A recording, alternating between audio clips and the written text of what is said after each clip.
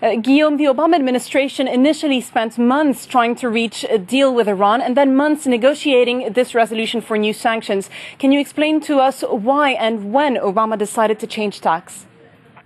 Well, Barack Obama simply realized that his policy of open dialogue or trying to extend a dialogue with Iran did not work. And in the very beginning, you're right, Barack Obama did not necessarily want sanctions, but slowly the administration realized that first the open dialogue strategy did not work, and politically it was becoming a liability for Barack Obama. This is an election year, and you do not want to be seen as being too soft on Iran. That would be a disaster politically for Barack Obama. So the American president switched about 5 or 6 months ago and strongly backed new sanctions against Iran. But in a way, this is a failure for the Obama administration that came in office wishing for a new strategy, a new engagement with Iran. And this obviously is not happening as we are now at the level of a new sanctions at the UN Security Council.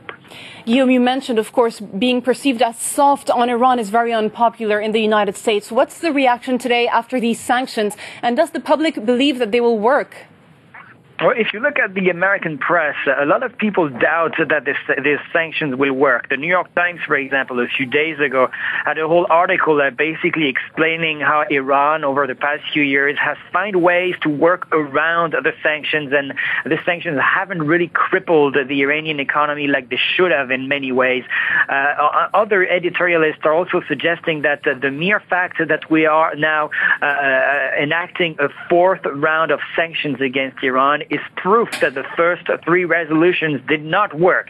So how will this fourth resolution be different? A lot of people have doubts that there will be any way to actually enforce those sanctions, and a lot of people doubt that this fourth resolution will be more effective than the previous three.